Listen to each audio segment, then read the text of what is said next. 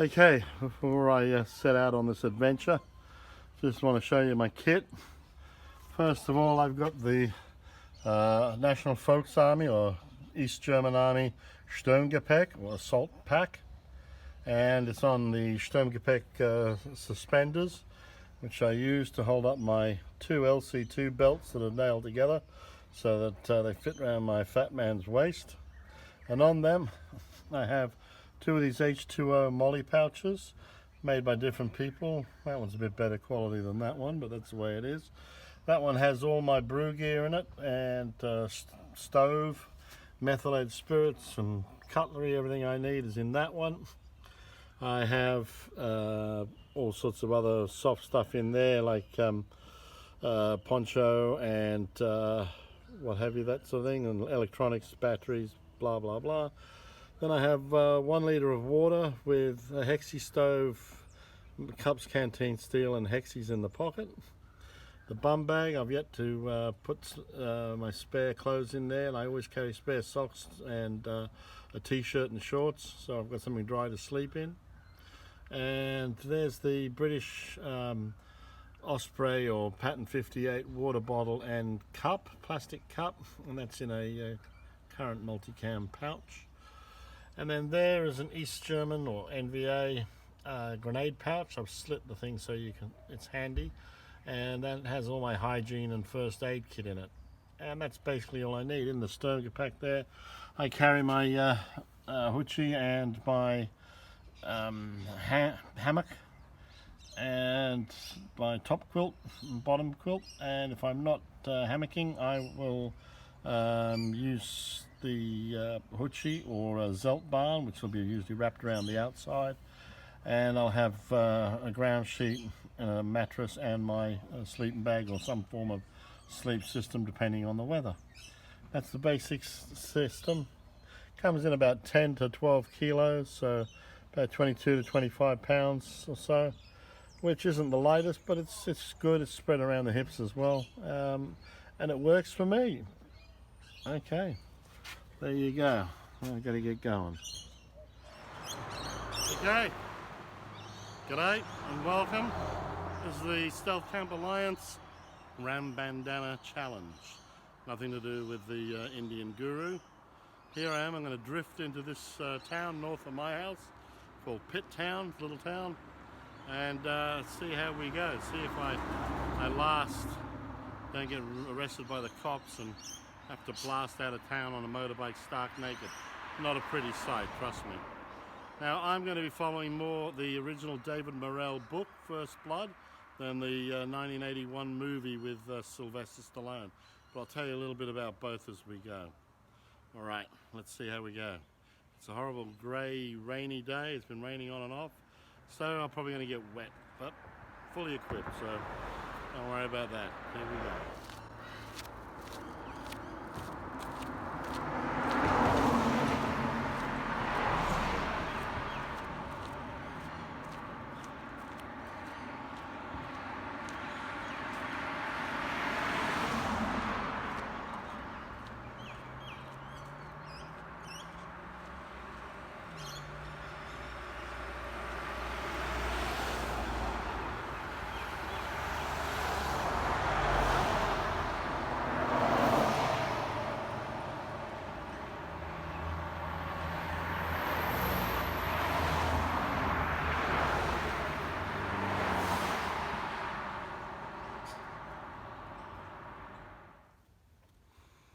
Well,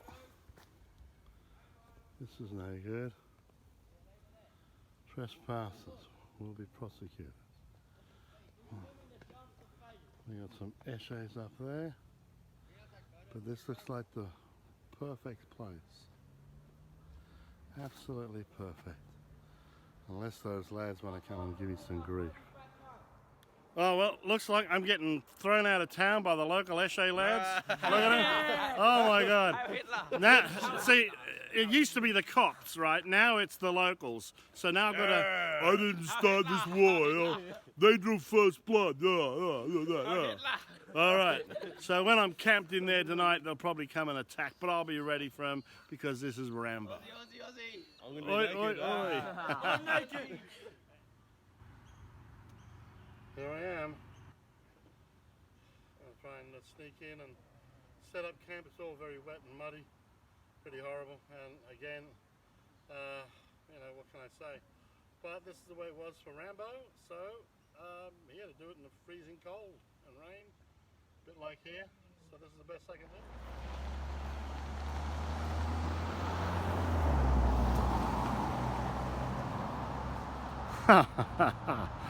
Rambo Bear scoffs at these signs. I mean, look at the fence. That's not going to hold anybody out. Even my teddy bear gets through there. But then he is a tough teddy bear. And in through there. Nice camouflage position, nice and low. That should do the trick.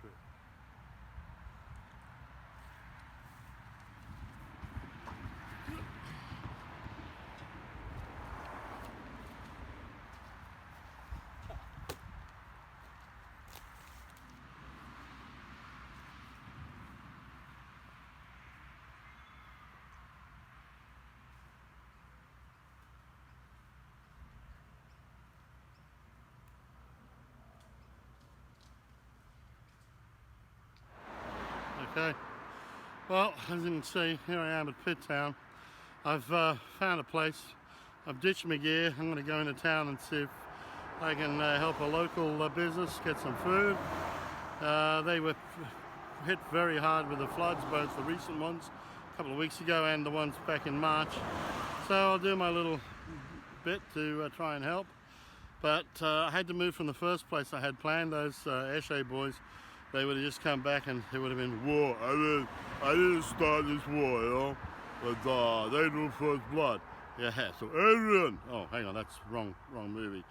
Get to the chopper. No, that's wrong movie, wrong action figure. Doesn't matter. Okay, so remember that in the book by David Morrell, 1971, it was in Madison, Kentucky, but of course it was filmed in Oregon or Washington State, no, British Columbia, up that way. Anyway, so here we are in our version of Madison, Kentucky, and we'll see how we go. All right, so this has been fun so far. It's not going to be fun tonight. It's wet as, and there's leeches everywhere, and there's just no dry wood at all for firewood. It's been going on for a couple of days now. Solid rain, a heavy drizzling drench, but that's what we'll do. So anyway, let's keep walking, and hopefully nobody nicks my stuff while I'm away.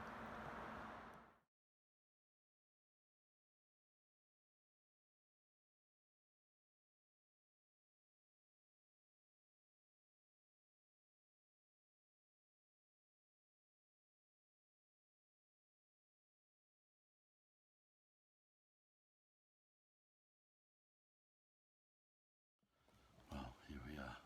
I'm trying to maintain light discipline and noise discipline. It's been raining on and off most of the night, and you know, it's not the best. It's pretty miserable, but I got a good spot. Had a few people drive past, but nobody stopped. Nobody's even walked past. It's been really quiet, so that's good. So yeah, let me tell you a little bit about Rambo. I've still got the bandana on. You probably can't see it very well. Oh, there we go. My lights just died. Oh, hang on a minute. Okay, you can hear a motor in the background there. It's funny how sound travels even late at night. Well, dinner was virtually non-existent. I thought I'd honour Rambo and not bring a whole pile of food and see if I could live off the land. Didn't do too well. Didn't feel like going into the pub dressed like this. We don't serve your kind around here, you know. So that side of things never happened. And luckily I brought some you know, cold meat and fruit and what have you, so I had that. And yeah, so that also resolved the problem of having to have a fire or anything like that, and give away my position, such as it is. But I don't think there's anybody anywhere nearby. That motorbike has to be, I don't know if you can hear it, but it has to be miles away. So, yeah, it's coming across clear as a bell. Anyway, he's ridden off. Yeah, sound really does carry at night. You've got to be so careful. Same as smells carry, you know, bacon, toothpaste, cigarettes, body odor, that sort of thing.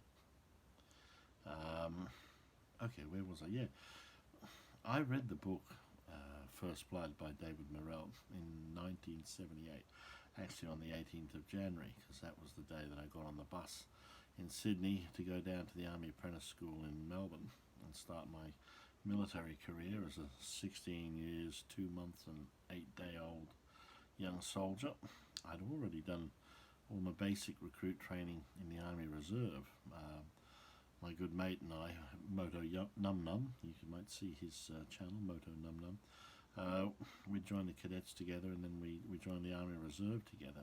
We said we were 17 when we were 15. And in those days, if you didn't say you're 18, you didn't need proof of age. You just had your parents sign the form. Anyway, so I joined up, did my recruit training as an Army Reservist and basic infantry training.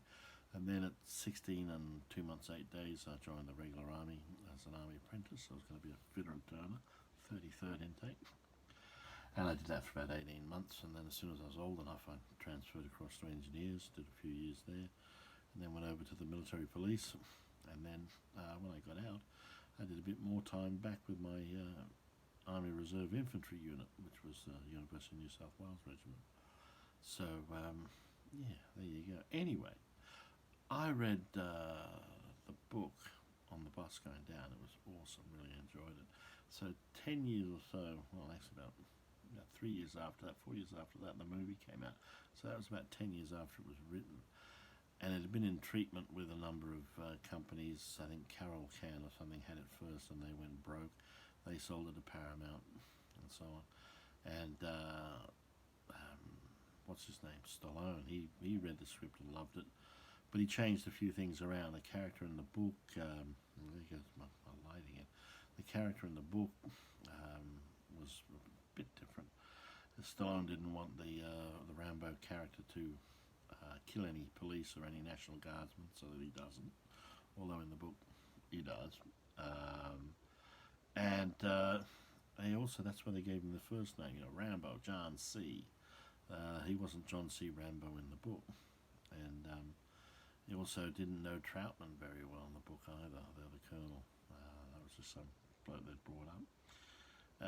But anyway, this is what movies do, they change things around. But yeah, so there I was. And excellent book, loved it. Loved the movie, the first one anyway, that was really, really good. And so this opportunity to sort of have a bit of fun with it, it's been great. Anyway, I'm going to go to bed, and then in the morning I'm going to exfiltrate.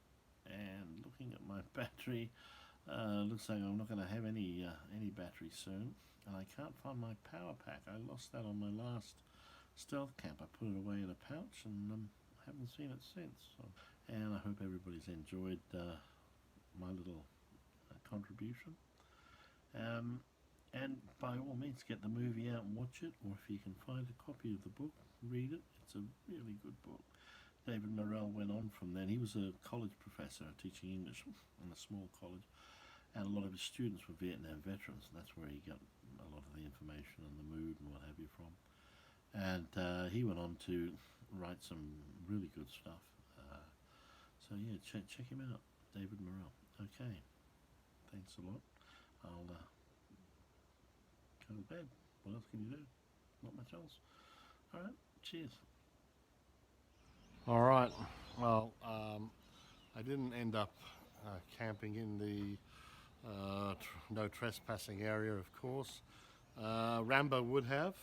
I don't care, no. I'm a free man. But naturally I won't break the law. And yeah, so it was still very wet and very damp and horrible, but that's what you got to do. Now, I nearly got arrested by the police, but luckily then nobody saw me.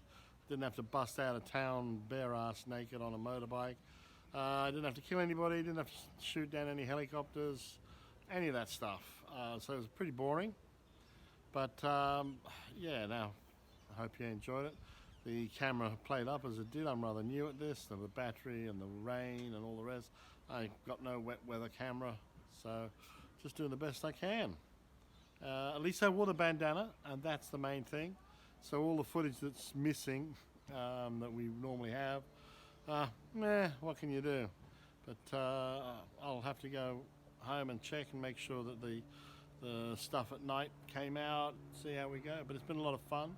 Stealth Camping Alliance is the way to go. So, you know, that, and then like that, you put them together, make the sign. So, yeah, thanks for the challenge. What can I say? It's been a slice of life. Okay, this is the Fat Man. He's been faffing around, and I hope you enjoyed it. See you again.